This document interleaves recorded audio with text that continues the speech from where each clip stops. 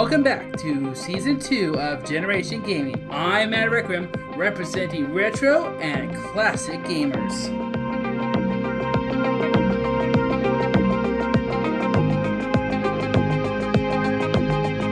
I am DJ Kokoro, who will lead the charge for the new Generation Gamers.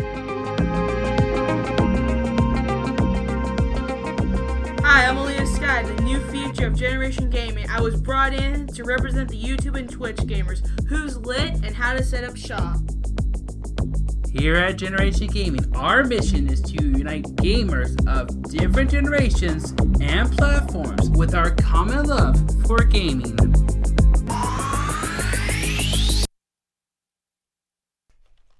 Alright, I think that's a fantastic intro done by our own DJ Kokoro. That was amazing.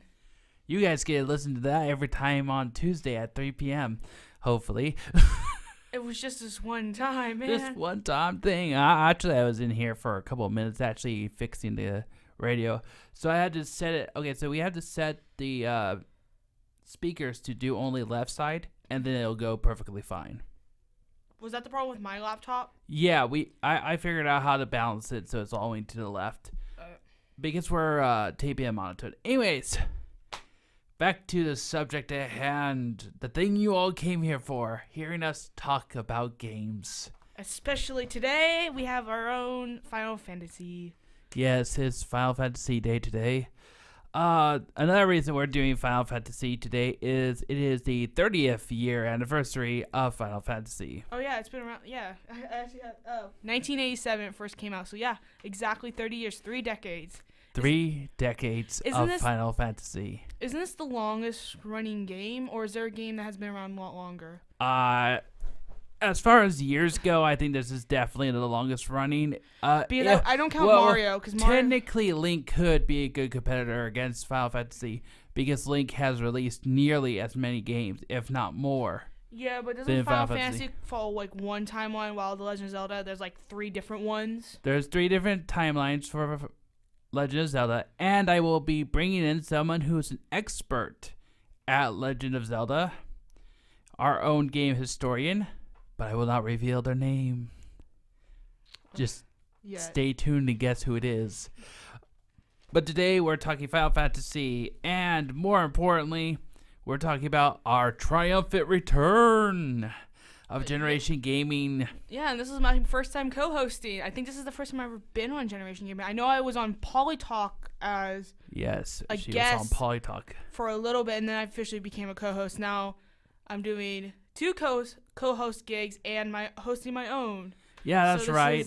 We will also be doing Land of Confusion, so check that shit out. We don't know when it'll start, but it will. We have a new politics show. Yay, everyone loves politics, especially when certain people are not involved in the creation of that politics show. Yeah, this is just the 2 of us for right now. We're trying to get a 3rd person for Legend Gaming. All right, so anyways, onwards with Final Fantasy talk.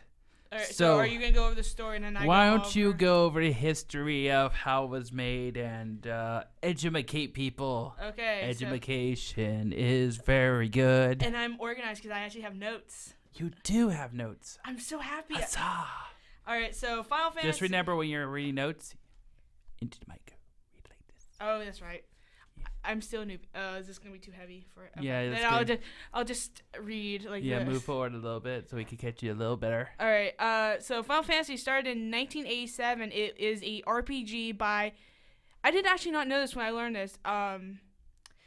It was by Square Enix was originally just called Square, not Square Enix. Enix is actually the ones responsible for the Dragon Quest series. Yeah, that. And when they combined, they started doing little mashups. Oh yeah. The gameplay was based off of tabletop games like Dungeons and Dragons. No, I mean face the mic. Don't look at me. Oh, sorry. I'm like it's okay. She's new. It's a habit to like look at the person when I'm talking because that's like you're the only person it's the in one here. Thing so I'm like, let me tell you, people. When it comes to radio, the last thing you want to do is look at the people you're actually talking to. You gotta just like wait, zone I got out, this. roll your eyes around. All right. Okay, so next came Final Fantasy II in 1988. it was the introduction of the chocobos. Chocobos. Okay, you know what? How I have it written from how I'm pronouncing it is way different. I have like Chuck booze. Welcome to Japanese RPGs, where nothing's pronounced as you think. Actually, everything in Japanese RPGs are pronounced exactly how they look. This is someone who watches anime, so I would know. I know, but you have to pronounce everything as it's spelled. Unlike English, where we have silent words and this vowel means this, and with this combination, this. In Japanese, when it's in English, you just pronounce the words as it's spelled. All right. Trust me, I have the same problem. I get slapped in the back of the head several times during twitching because of the fact I pronounce things in Japanese games wrong. Anyways. All right, so moving on Chocobos. Moving on to Final Fantasy 3. In 1990, it came out in 1990, and this was the first game to introduce like a job system to improve battle stats. And then now moving on to the Super Nintendo Entertainment System era, or SNES from. Okay. Let me cover the rest of. Okay, well you know what? You told me. No. You're firing off the information, but you're not giving the background. So let me. And see, that's the problem. Let's go back to Final Fantasy 1 real fast and say, Final Fantasy 1. Had the promotional idea of having multiple characters of classes that you can have. It allowed you, for the first time, to customize your team completely. Once you chose the 4 people you wanted, be they a black mage, a white mage, a red mage, a thief, a black belt, and a fighter, you then carry on those 4 classes for the rest of the game. However, partway through the game, you do upgrade those classes. Thief becomes ninja. Fighter becomes knight. Black mage becomes black wizard. White mage becomes white wizard. Red mage becomes red wizard. And black belt becomes monk. All right.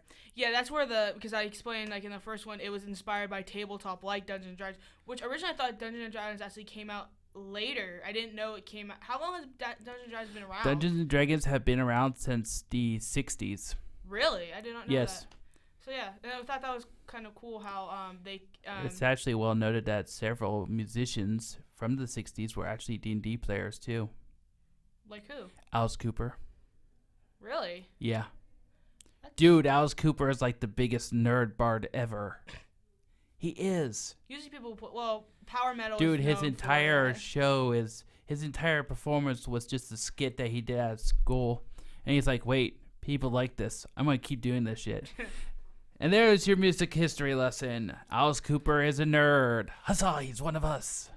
One of us. Because, everyone, all music stars are basically bard nerds, so, yeah. Yeah, they also Vin Diesel.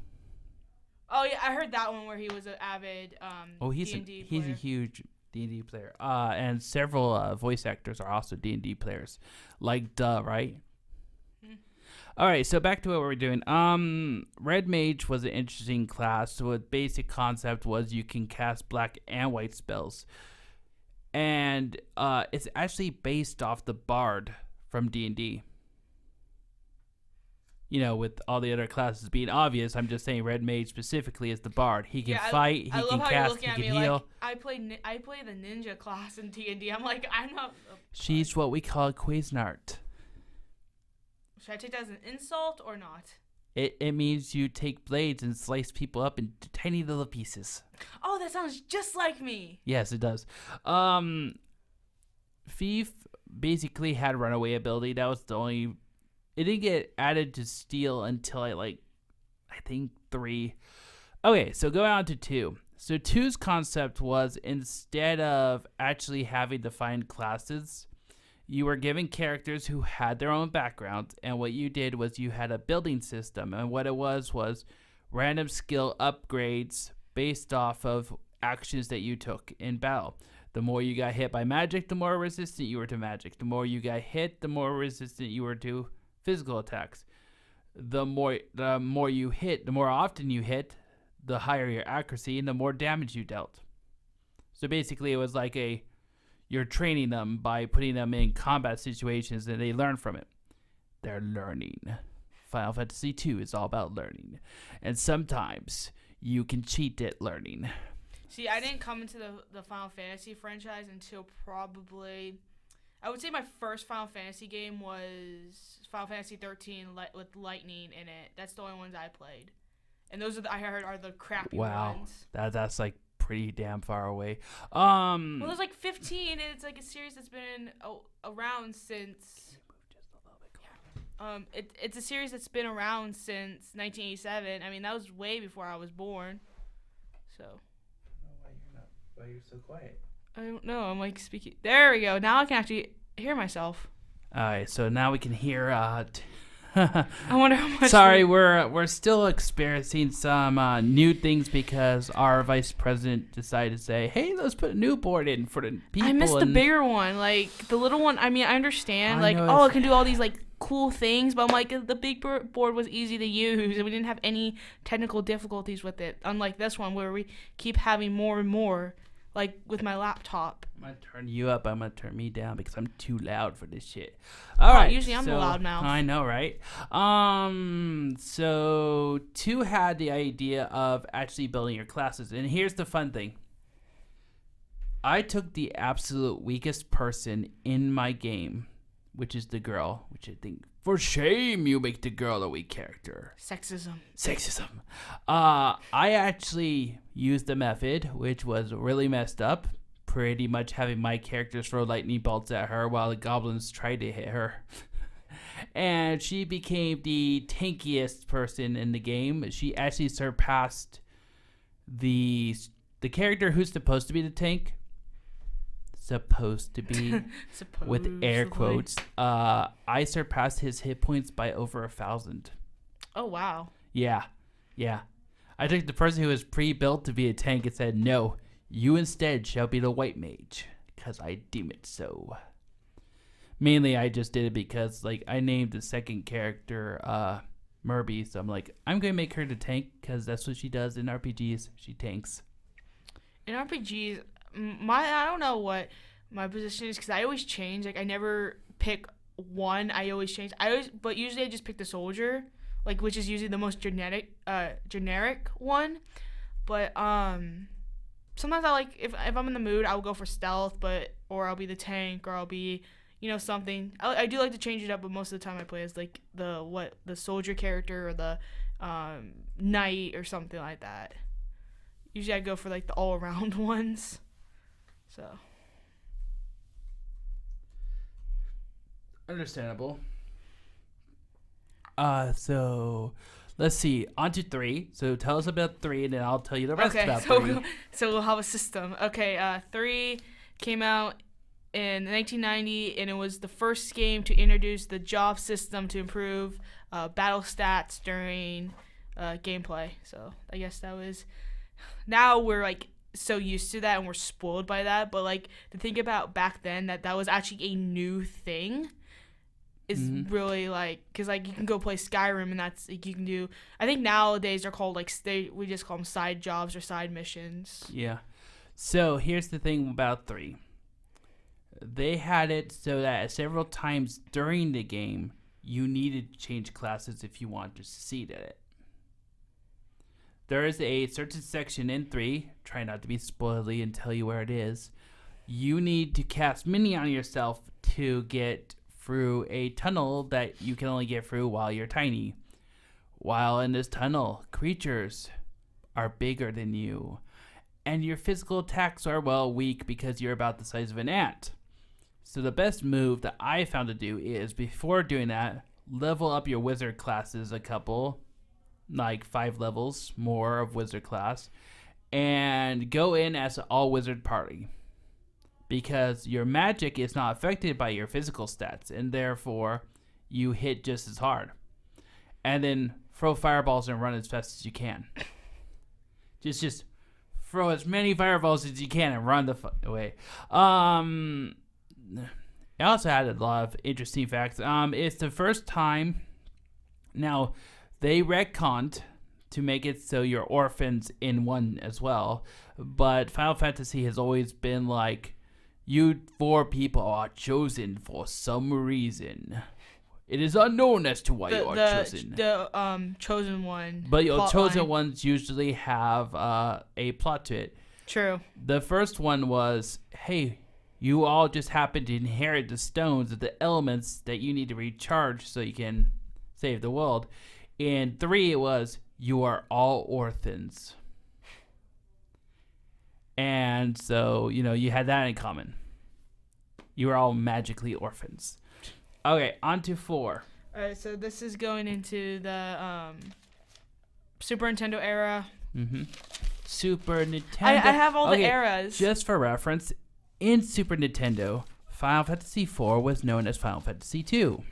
Oh, yeah, I have released written in that America. down. Yes. Oh, you missed. I ruined your moment. I am sorry. How dare you ruin my moment? Yes, I America fire you? got the Hold on. several of the games. Okay, go ahead. We're going off script. All right, I'm being yelled at for going off script. I want that to be known. Okay, all go right, ahead. so Final Fantasy IV came out in 1991 and was released as Final Fantasy II in North America, which Matt just said, which I was supposed to do. I thought I was supposed to do all these points. Oh, Maddrequiem. No, not Mad. Mad. Mad. M-A-D-D. Oh, Mad. Oh, okay, sorry. It's okay. It's okay. I'm so used to They calling can know my name. It's easier just to call me Maddie. Maddie. Oh, yeah. Yeah. I have a couple friends named Matt who go by Maddie. And this was the first time players could control 5 characters in a team instead of 4. That's what I have written down. Nice. All right, so 4 had the wonderful thing of being Cecil. Cecil was a Dark Knight who, after finding out that his king was messed up in the head, decided, I'm going to give up my Dark Knightness and take on the Blade of Light. And there's this whole fight you have. Not going to tell you how to win the fight, just going to tell you, you banished your darkness from your heart. The exact opposite what Xehanort does. Should we just go ahead and cover Kingdom Hearts 2 while we're at it? I was not going to. I was about to say, doesn't Final Fantasy? Didn't they want to try to do a Final Fantasy and Kingdom Hearts crossover at one point in gaming history? No. They didn't try. They did. Oh, it's yeah. called Kingdom Hearts 1. The whole basis was it was Disney and Final Fantasy. That's right. I forgot they already did that. Yeah, I was trying to think because I'm not. I mean, I played Final Fantasy 13. Those two, known as the crappy ones, and I played Kingdom Hearts. Kingdom Hearts was awesome. Yeah, I would admit. As long as you played 2. I think I played the 365 days /2. Yeah, that one's awesome too. But yeah, but I also remember that at some points they had the Mario characters and the Dragon Quest characters mixed too. Crossover. I don't remember those parts, but sure. I just remember that one. So basically, Kingdom Hearts was the baby child of Square Enix combined with Disney. They're like, Disney, we want to borrow your characters. And they're like, you can have Donald Goofy. What about Mickey? We are going to make Mickey an all-powerful god. In the first Kingdom Hearts, you only see the back of Mickey because Disney did not have the faith that it required to let you see Mickey true form. And then Kingdom Hearts 2 came out and it's like, hey, look, Mickey here, Mickey there. Mickey literally comes to your rescue. Have you ever played Gunvolt? No, I don't even think I've heard of that. Okay, well, there's a concept in Gunvolt where the muse you die and the muse may or may not trigger. And what it does is it brings you back to life and you're immortal, you're invisible for a little while. So in Kingdom Hearts 2, there's an offhand chance that if you're defeated, Mickey will come to your rescue. Now, mind you, by Mickey coming to your rescue, I mean Mickey will fight the guy until you recover, but you'll still be controlling Mickey, so you have to save your own ass still. Wow. But it's still awesome that's kind to of go embarrassing and fight. But that's embarrassing to say, I was saved by Mickey. Even though I'm playing Mickey Mouse, I'm like, I was saved by Mickey Mouse. Oh, wait, Mickey Mouse is a badass in the kingdom of... He's the freaking king. I mean, notice I said freaking. We're being listened to. Oh, no. The new swear rule. The new swear rule. Oh, my God. As if I don't censor myself enough already. No, but... No fair. My dad and my grandfather were both truck drivers. I know, right? Mickey is actually pretty badass in the Kingdom Hearts series. I mean, after all, he's the king. Why would you go down? I don't know. I hate It both of these computers. It wanted to take annoying. a night. It wanted to take a nap. Okay, we're going to take a little break All while right. we refresh and get back on subject.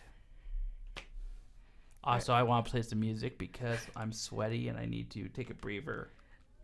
I need air. I need air. I need water. Water. I need water. Water.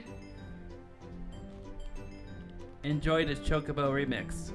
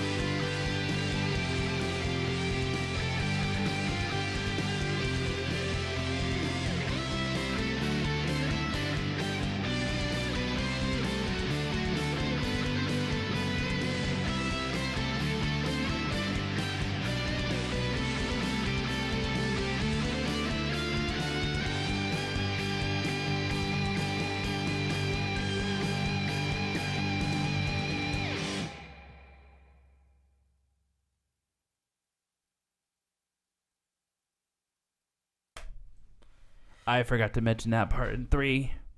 And then, now you know what, that's just spoily. But I just wanted to point out that they brought that concept back to 14, and oh my god, such a good storyline. The Warriors of Darkness. Wait, which 14 is this? There's 2 14s. There's Final Fantasy 14, then there's Final Fantasy 14, A Realm Reborn. Which one are we talking about? Okay, I'm going to look at you for a moment there and let you think about that. Could it be A Realm Reborn is 2.0 and it's been updated? Yes. And in Heaven's Word, and in Gears of Change, and in... You know what? I'm going to shut up and just stand in my little corner. Okay, so let me point out... let's just go skip ahead to 14 because she brought it up. 1.0 1.0 was just so beautiful that no one could play. Literally, it lagged like hell. The 14. The graphics were just so fantastic that no computer at the time could load them. We're talking, there was actually tales of a pot that took forever to craft, visually. And it was a really beautiful pot. But it was one of the major flaws of the game because it was this pot. And they worked so damn hard on this pot. And no one can see it and no one could really see it because you lag like crazy. And okay, so let me explain how 14 works. Your weapon determines what your class is. Mm-hmm. And so that continued on to 2.0. And that's pretty much the only thing for 2.0 that they continued on. But they pretty much reworked the entire system, and I felt it's a better game. I get a discount on the subscription because I said, here's the subscription for 3 more months. I'm going to give you money for 3 months. Come make me a better game. And I get the legacy deal. Because I said, I believe in you, Square Enix. I believe you can fix this little screw up and make it even better. I think Square Enix is one of the better game developers out there. I would trust them a lot. You can physically see that Square Enix is listening. If you comment to them, they will listen.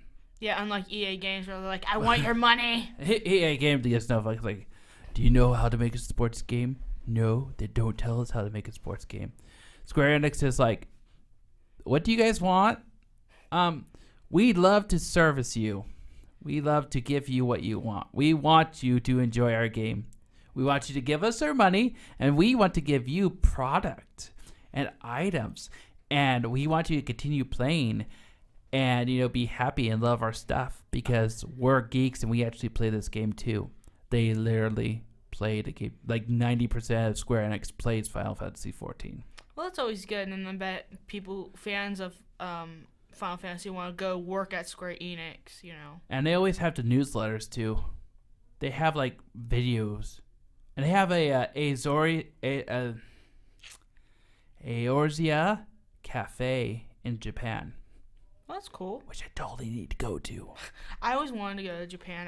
Especially like Tokyo and this other, because like one, I really do like Japanese culture, and I know it's like very beautiful there, and also all the anime and video game stuff. I'm just like, oh. We're nerds. We're just not. What's the word? Weeaboos. Weeaboos. I think yeah. Weeaboos. We're not weeaboos. Well, yeah. Well, I've always only reason why I want to learn Japanese is so I can watch anime without subtitles. Yeah, exactly, right? I know.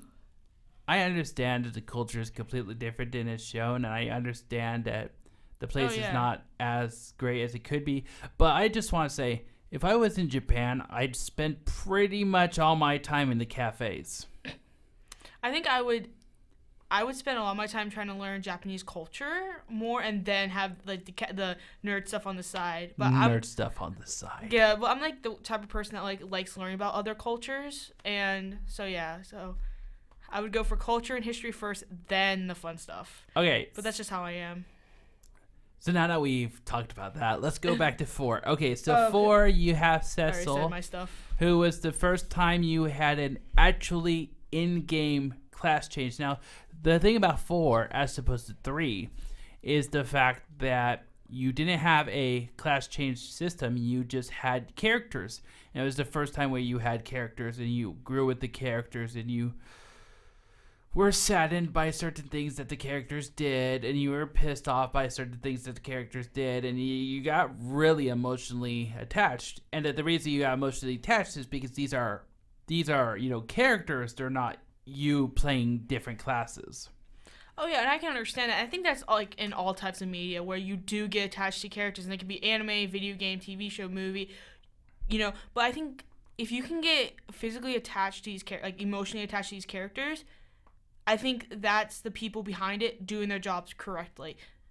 Yes. And as someone who loves to do fictional character stuff, I do want them to make people people reading can relate to them, and and then I can be a mean person and kill off that character and just play God with my fan base. You and your G.R.R. Martin. Oh, it's called fantasy. I want to start It's a- I want to start Game of Thrones so bad. I love that epic rap battle. It's called fantasy. It's supposed to be unrealistic. I'm slowly starting to get in fantasy. Before, I wasn't really all into that. Dragons and knights and the fantasy world, the wizards.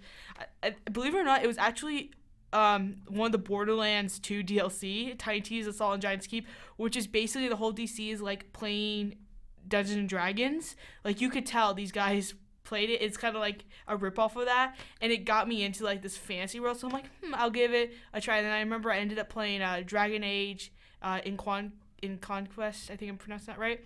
And I ended up falling in love with that game. And then I finally, at a friend's house, my friend made me sit down and play Final Fantasy for the first time, which ended up being the 13.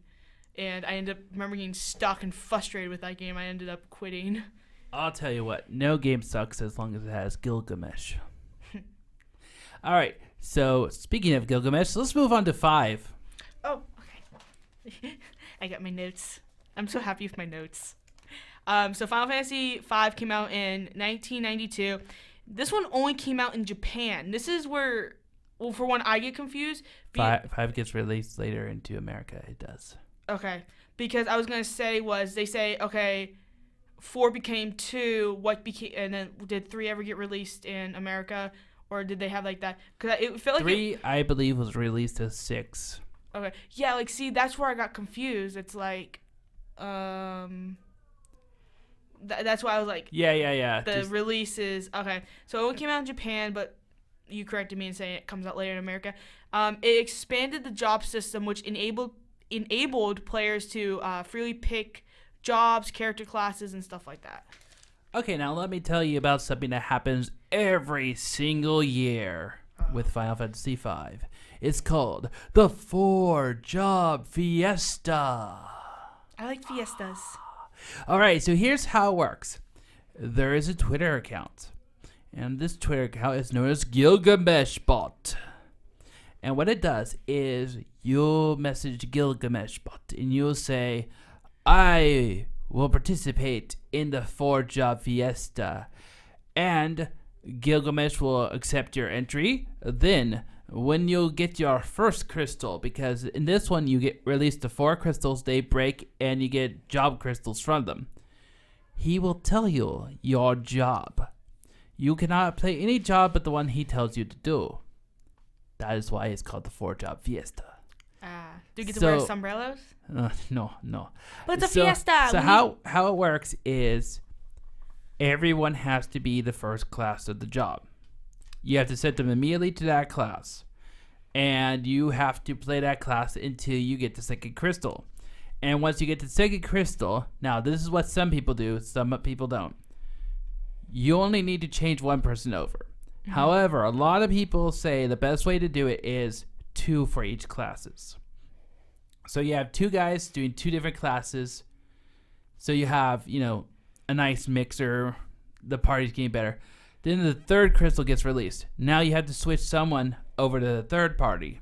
The 3rd class and the 4th class. And one of the settings you can say is no Berserker. Because Berserker, you don't control. Mm-hmm. Berserker auto attacks. Literally, it's auto attacks. Here's the positive side of Berserker. Berserker cannot be confused. So if you're fighting a certain guy who happens to shoot confusion missiles and happens to do gravity, which can never lower your hit points below 1, and the confusion missiles do nothing but confuse you, guess what happens? What happens?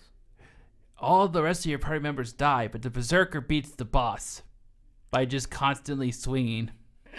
It was the most beautiful thing watching my wife do that. It's like, she's just put the controller down, go like, okay, so I guess this boss can't beat me. I'm like, yeah, appears so. So how the boss works is it confuses your party to make them kill themselves while gravitying them, so they're down to 1 hit point. So basically, you could get wiped out really fast by this boss. But because she had a Berserker who just happened to survive past all the other members, it's like, this is just going to be an auto win.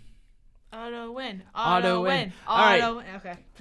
So how it works is, you have to change your job, and once you get the fourth crystal, now you have to have a job of each crystal. Mm-hmm. Which can be really hard or really easy. Now let me tell you how mine went down. I got monk as my first job. Oh, okay. So it's like, oh, I get to be monk. Cool. So I guess I'm going to save on equipment for a while. Monk equips no weapons. Okay. Monk equips no armor. So basically it's like a pacifist character almost. No, monk punches the shit out of guys. Ooh, you said a swear. Shit is not a swear. It's a chemical. Okay, if I'm not allowed to say that, you're not allowed to swear. Fine. Shat. Crap. Dookie. Oh, I love Manure. that album. I know Dookie was such a good album. Anyways, onwards. So as I was saying, I had monk, and so what monk is it's a fisty type. He fists. He punches with his hands. He punches so hard that he can hurt metal creatures by punching them. Oh, like how Chris Redfield can punch boulders in Resident Evil 5? Sure. I have no idea what those words together meant, but sure. Wait, you haven't played Resident Evil 5? I haven't played Resident Evil anything. I don't do horror games. I'm offended. No, it's okay. No, we can cover those later. I call hosting that segment. Okay, fine. What I was saying was, damn. Okay. Really? What? I'm not allowed. Okay, if I said damn, I would have get in trouble by you. You'd be like, don't swear. And then, like you say, and it's like, I would not. Okay. Darn. Good boy. Ookily nookily. Neighborito. Maybe we can get away with this no swear word by swearing in a different language. Swear word. Baka. I can't know any. I don't know any other Japanese bad words. I know. Anyways, I know people can't see this, but they actually said this is fu in I think Japanese, or something. It's from a different country. This. Why are you flipping me off? Yeah, this is. Why are you being so offensive? Well, technically, this is flipping off. This is. I don't know what this is. Okay, all right. Back to Final subject. Fantasy. Anyway, so I got monk, I got bard, I got dragoon. No, I got monk, I got time wizard, I got bard, and dragoon. And I'm going like, these are all 4 classes that I play all the time. This is best system. But the nice thing about it is because you're set to these rules, it kind of, what's the word for it? Simplifies things. See, here's the thing. I feel that the more options you have, the better, yes.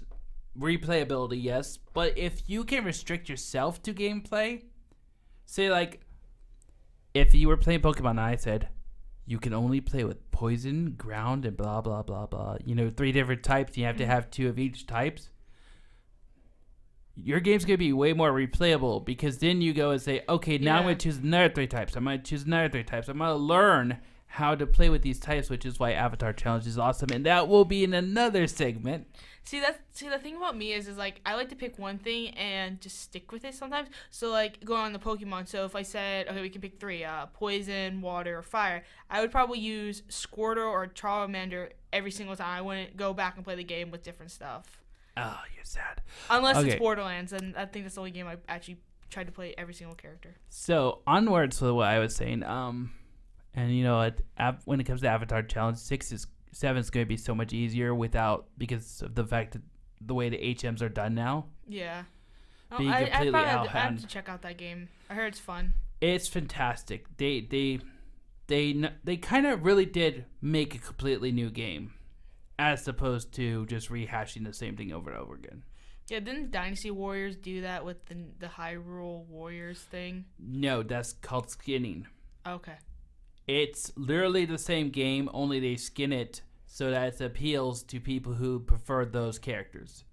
It's like saying, I want to do it's like saying I want to do D&D, but I want to do D&D in a modern setting.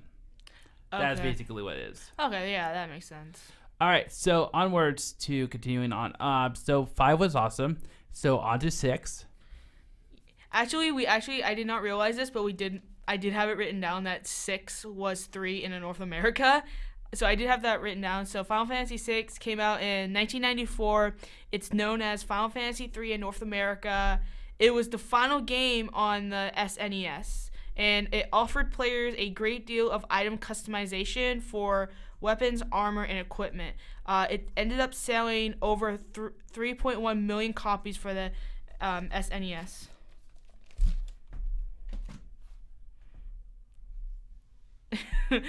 Matt, it's... Give me a second. Maddie... Ignore that. Let me think about 6 here. I thought you said sexier. She literally just played this just recently. Oh, Murby? Didn't she? Yeah. I think I remember watching. I'm trying to think about who the teams are for 6. Terra! Terra's 6. Oh, okay. I don't know Terra, but yeah. Is she a nice person? Concept. So the Idions grant you magic. So everyone basically has mage as a subclass.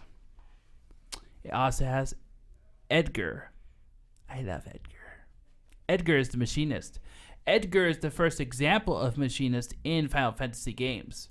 And honestly, in my opinion, I prefer Edgar to all other machinists because the machinist... I was about to say, because I never heard that class before. Edgar has a whole bunch of tools. So one of the tools is a drill, which does massive damage.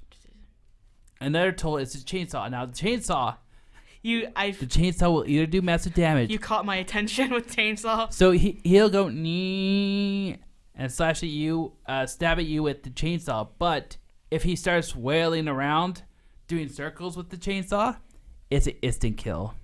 For some reason now, every time I think of chainsaw in a game, I think of Lollipop Chainsaw now. Another one. Oh my god. Have you ever played that game? No. Let's save that for when we do our horror games. That's totally not a horror game. I don't want to think about her carrying her boyfriend's head around. Anyways, so Final Fantasy VI had So other things were poison, and 6 was the first time where it was much more interactive battle. So there is a guy named Seven, also known as the Great and Powerful Train Suplexer. One of the things he does is a very powerful attack for him is suplexing, and the beautiful thing is when he suplexes, it actually shows the graphic of him grabbing the object, turning it upside down, and slamming it back into the ground. What is this, WWE now? Exactly. But the best part is that Final Fantasy, Square Enix there, thought ahead and said, you know what? We better make sure that the ghost train can be flipped upside down graphically so that we can show people that Seven can suplex a train.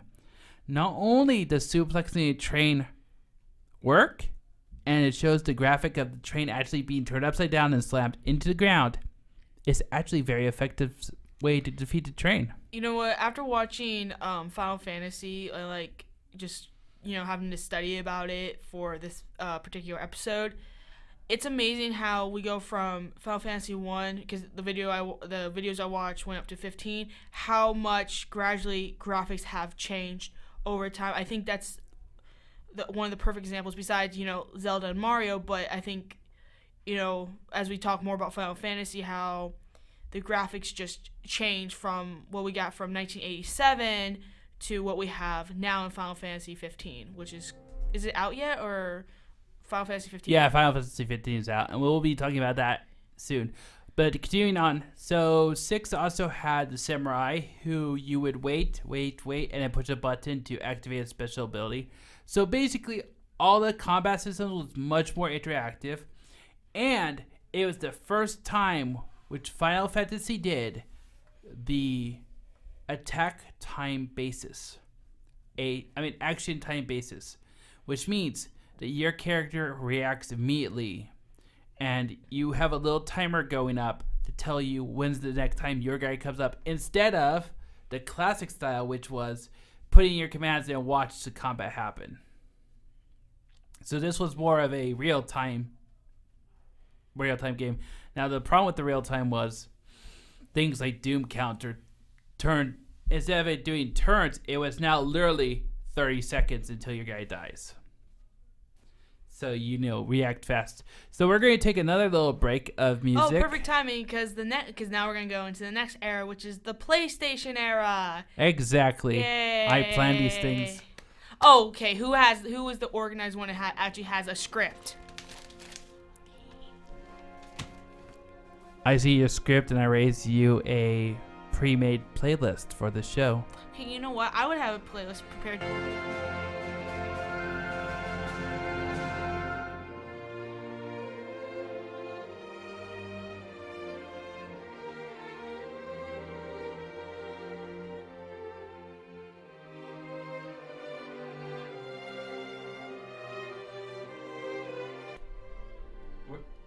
Are we back on? Yeah, you can go ahead and say the rest of your sentence. No, I'm not gonna say it now because you muted me. How dare you? You muted me. Alright, if you Since hear me like that, you're gonna finish the story. I'm gonna push Nope. the button.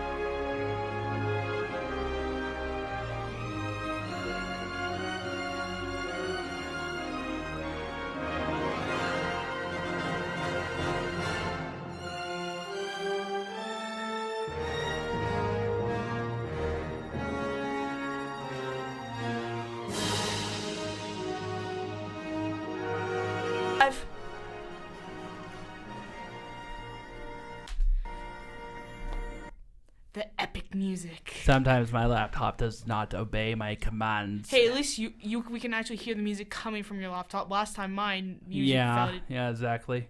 All right, so we're gonna have to finish this up fast. So just go ahead and read the rest of the histories. People actually know these games better. Okay, yeah. So the next one, so we're going on to the PlayStation era from 1997 to 2001. Until 1997, all Final Fantasy games were only on Nintendo consoles. It was going to be on the N64, but the cartridges lacked the storage space, so they ended up moving to the PlayStation because of the CD format. So it became a PlayStation exclusive. First Final Fantasy to feature 3D characters and cutscenes. Introduction of Cloud, which I actually thought was the main. This is how much I do not know about Final Fantasy. I actually thought was the main protagonist in all of the series. No. And then Maddie explained to me they weren't. A remake of Final Fantasy VII is due to release on the PlayStation 4, hopefully soon, so I can actually play it because I own a PS4. Next is Final Fantasy VIII, which came in 1998. It had a new battle system called the Junction System, which allowed players to use special weapons and equipment to improve their stats and techniques in battle. It also had the introduction of the Gunblade, which is a combination of a gun and a blade, which sounds like the coolest weapon ever. It does. All right, so we're going to skip ahead because we have to end here soon. So we're going to skip it. We will be back with more Final Fantasy and Zelda, and we will also be back with monster games. Oh, we're doing monster games? We're doing monster games. We're going to possibly get back to doing first-person shooters. We are also going to do mystery games because they're awesome. I don't think I know it. Professor Layton. Great. He is the awesomeness. Never played those games. And we may have someone in here to do Phoenix Wright. Can we do I call doing Legend of Zelda and Crash Bandicoot series. Those are two we should do. We're going to totally do those. Yes. We will be back again with more Generation Gaming and more awesome game discussions. And now we have oh, there we go. Alrighty, y'all. Check it out.